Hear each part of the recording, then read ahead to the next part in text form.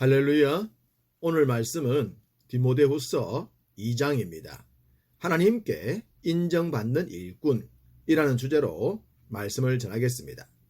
바울은 평생 하나님께서 부르신 표대를 향해 달렸습니다. 자신의 생이 다할 때까지 사명자의 길을 떠나지 않았죠. 때로 자신의 심장같이 도움을 줬던 오네시모와 같은 사람도 만났고, 자신을 버리고 떠났던 부겔로와 흐모게네와 같은 사람도 있었습니다. 그는 자신이 가는 길에 함께 했던 많은 사람들을 생각하면서 결론은 언제나 하나였습니다. 하나님께 부끄러움 없는 일꾼으로 인정받는 것 말입니다. 그러기 위해 좌로나 우로나 치우치지 않았고 성령의 인도하심만 따랐습니다. 자신을 돌로 쳐 죽이려고 했던 루스드라를 다시 찾아갈 정도로 말입니다. 이렇게 하나님의 부르심을 따라 인정받는 일꾼으로 살았고, 이제는 인생의 끝자락에서 자신의 사랑하는 아들 디모데에게 동일한 삶을 살았으면 좋겠다고 합니다. 믿음이 우리 삶에서 최고의 가치라고 믿는 자들이라면 바울과 동일한 고백을 하게 될 줄 믿습니다. 1절, 내 아들아, 그러므로 너는 그리스도 예수 안에 있는 은혜 가운데서 강하라. 예수 안에서 강한 사람은 예수로 인해 당하는 것을 부끄럽게 생각하지 않습니다. 1장 8절에 복음을 위해 갇힌 나를 부끄러워하지 말라고 했는데요. 행여 아버지의 투옥을 부끄럽게 생각할 수도 있었을 것입니다. 1장 12절에 바울은 복음으로 고난받는 것을 부끄러워하지 않았다고 합니다. 세상에는 부끄러운 것들이 많지만 복음을 위해 받게 되는 부끄러움은 부끄러움이 아니라는 것입니다. 바울은 복음 안에서 강한 사람이었습니다. 바울이 강했기 때문이 아니라 복음이 강했기 때문입니다. 1장 16절에 오네시보로의 집은 바울이 사슬에 매인 것을 부끄러워하지 않았다고 합니다. 그렇다면 오네시보로의 가족 모두는 복음 안에서 강한 자들이지 않겠습니까? 그들은 세상 사람들이 부끄러워하는 것과 다른 삶을 살았습니다. 바울은 디모데가 이처럼 되기를 원했습니다. 복음 안에서 강하고 하나님께 인정받는 일꾼이란 3절, 그리스도 예수의 좋은 병사일 겁니다. 좋은 병사는 고난을 두려워하지 않는다고 합니다. 자신의 생명을 잃을 수 있는 환경을 마다하지 않는 것입니다. 또한 좋은 병사는 모집한 자, 즉 상관의 명령에 복종합니다. 자기 생활에 얽매이지 않고 상관의 명령을 우선시합니다. 그래야만 병사의 존재 목적인 적을 물리칠 수가 있고 자국의 생명과 자국의 이익을 지킬 수 있는 것입니다. 바울은 하나님께 인정받는 일꾼을 잃은 자와 같다고도 합니다. 5절, 경계하는 자와 같다고 말입니다. 경계하는 자에게도 중요한 것은 법대로 하는 것입니다. 모든 경기엔 각각의 법, 즉 룰이 있습니다. 축구엔 축구의 룰이 있고 야구엔 야구의 룰이 있습니다. 아무리 야구의 룰이 좋다고 해도 축구에 적용할 수는 없죠. 각자 경기에 맞게 적용을 해야 합니다. 믿음의 경기도 동일합니다. 히브리서 12장 1절에 이러므로 우리에게 구름같이 둘러싼 허다한 정인들이 있으니 모든 무거운 것과 얽매이기 쉬운 죄를 벗어버리고 인내로써 우리 앞에 당한 경주를 하자고 했습니다. 우리는 믿음의 경기를 하는 자입니다. 그러니 우리도 믿음의 룰을 지켜야 합니다. 당연히 말씀의 룰을 알아야 하며 지켜야 할 것입니다. 모든 경기에서 우승자에게 보상이 있듯 믿음의 경기에서도 승리자의 관을 약속하십니다. 우리 모두 받을 수 있도록 달려봅시다. 바울은 하나님께 인정받는 일꾼에 대해 한 가지 더 얘기했습니다. 6절, 수고하는 농부와 같다고 말입니다.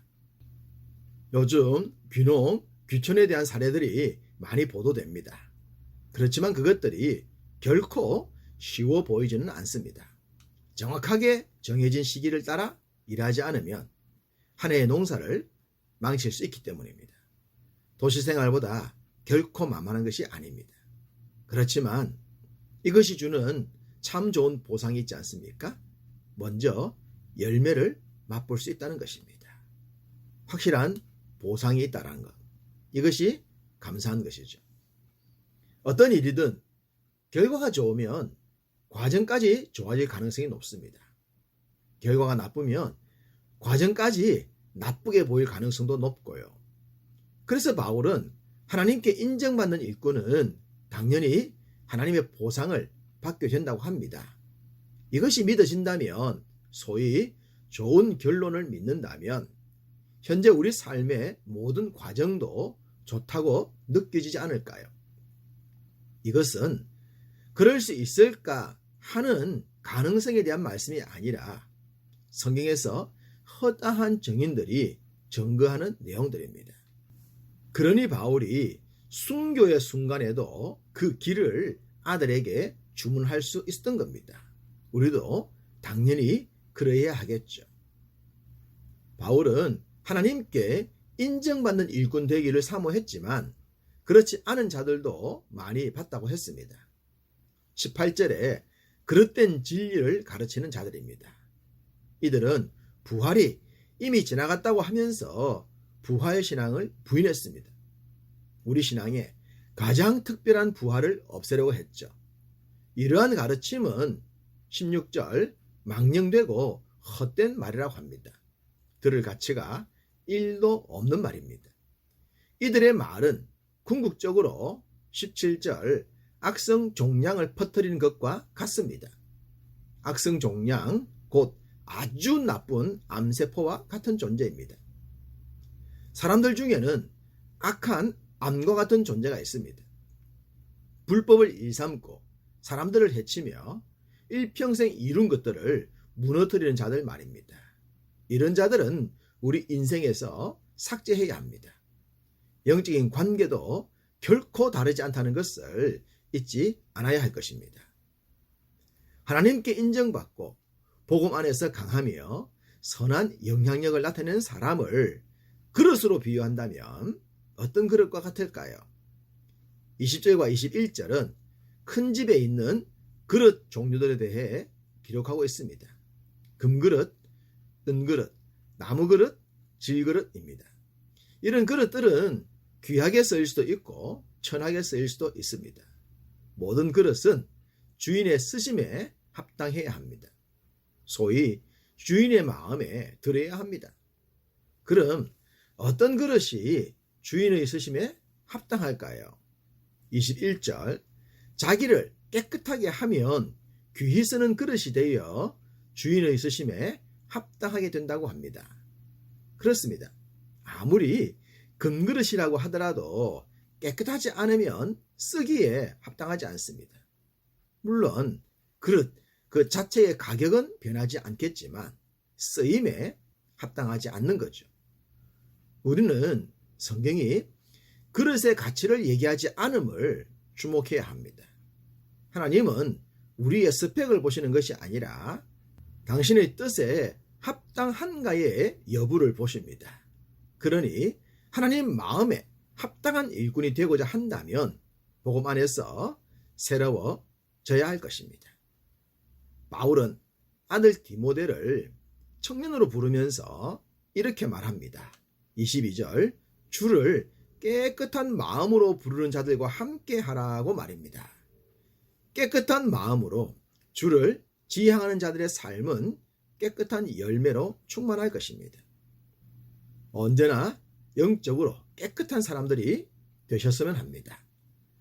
바울은 자신이 한평생 달려온 길을 믿음의 아들 디모데뿐 아니라 모든 믿음의 형제들이 달려가길 소망했습니다. 그래서 디모데를 향해 예수 안에서 강하라고 했죠. 그러면서 받은 복음을 충성된 사람들에게 부탁하고 또 그들이 또 다른 사람들을 가르칠 수 있도록 하라고 했습니다.